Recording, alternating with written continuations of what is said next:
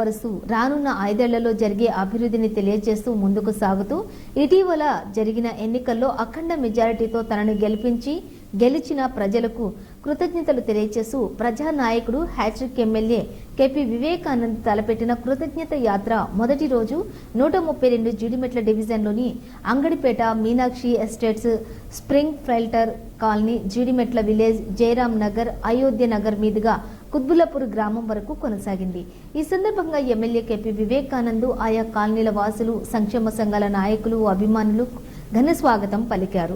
ఈ సందర్భంగా MLA KP Vivekanand మాట్లాడుతూ ఇటీవల జరిగిన తెలంగాణ సార్వత్రిక ఎన్నికల్లో అఖండ మెజారిటీతో మునుపెన్నడూ లేని విధంగా అద్భుత విజయాన్ని అందించిన కుత్బుల్లాపూర్ ప్రజానీకానికి సదా కృతజ్ఞుడనై ఉంటానంటూ ఎల్లవేళలా మీ సాధక బాధకాల్లో పాలు పంచుకుంటూ నియోజకవర్గం అభివృద్ధికి కృషి చేస్తానన్నారు।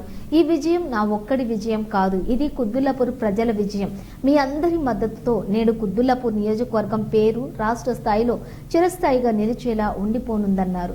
మీరు అందించిన ఈ విజయంతో రానున్న రోజుల్లోనే మరింత వేగంగా కుత్బుల్లాపూర్ నియోజకవర్గాన్ని ఆదర్శవంతమైన నియోజకవర్గంగా తీర్చిదిద్దుదామన్నారు।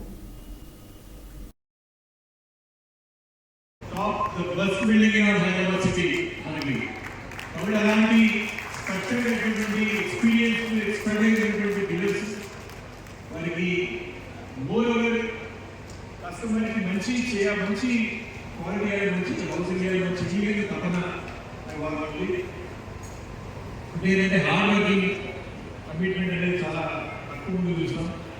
వాళ్ళు చాలా డివోషన్లోనే పనిచేస్తాం। డివోషన్ అందరూ కూడా కమిట్మెంట్ ఉంటుంది, డెడికేషన్ ఉంటుంది, కానీ డివోషన్ చాలా తక్కువ ఉంటుంది। ఇప్పుడు ఇదే డివోటెడ్ పీపుల్ వారి పని పెట్టుకుంటే వేరే పని ఏం పెట్టుకోరు, అదే పని కాదు।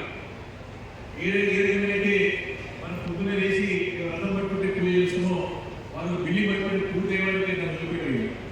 కాబట్టి చక్కటి టీమ్ మనకు ఉన్నది, ఎక్స్పీరియన్స్ టీమ్ ఉన్నది, మంచి లొకేషన్, కాబట్టి మీకు మంచి ఎమ్మెల్యే వస్తే మీరు మంచి సర్వే చేయడానికి కాబట్టి లాట్ ఆఫ్ అడ్వాంటేజెస్ ఇక్కడ।